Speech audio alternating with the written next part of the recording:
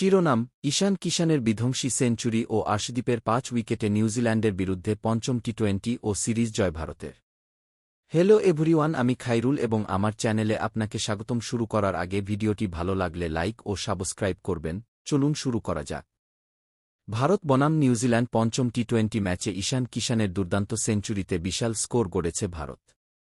তিরুবনন্তপুরমে অনুষ্ঠিত ম্যাচে প্রথমে ব্যাট করতে নেমে ভারত ২০ ওভারে ৫ উইকেটে ২৭১ রান সংগ্রহ করে, যা টি-20তে ভারতের অন্যতম বড় স্কোর।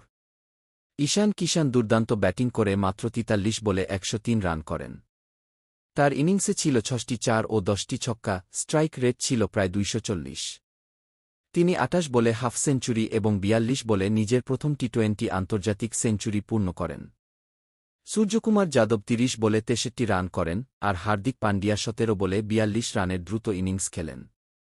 ওপেনার অভিষেক শর্মা ১৬ বলে ৩০ রান করলেও সঞ্জু স্যামসন মাত্র ৬ বলে ৬ রান করে আউট হন।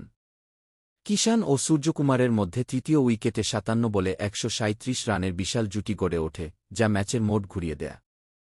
এরপর ভারত আর পেছনে তাকায়নি এবং নিউজিল্যান্ডের সামনে পাহাড়সমান লক্ষ্য দাঁড় করায়। নিউজিল্যান্ড ২৭২ রানের বিশাল লক্ষ্য তাড়া করতে নেমে ভালো ব্যাট করছিল। ক্রিকেটার ফিন অ্যালেন চাপে ফেলে দিয়েছিলেন ভারতীয় শিবিরকে। তার এর দুর্দান্ত ব্যাটিংয়ে মাত্র ৮ ওভারে ১০০ রান করে নিউজিল্যান্ড। তাকে সঙ্গ দিচ্ছিলেন কেকেআরের ক্রিকেটার রাচিন রবীন্দ্র।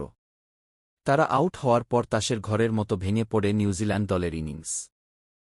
চাপের মুখে লড়াই করছিলেন ড্যারেল মিচেল, কিন্তু শেষ পর্যন্ত ২৬ রানে আউট হন তিনি।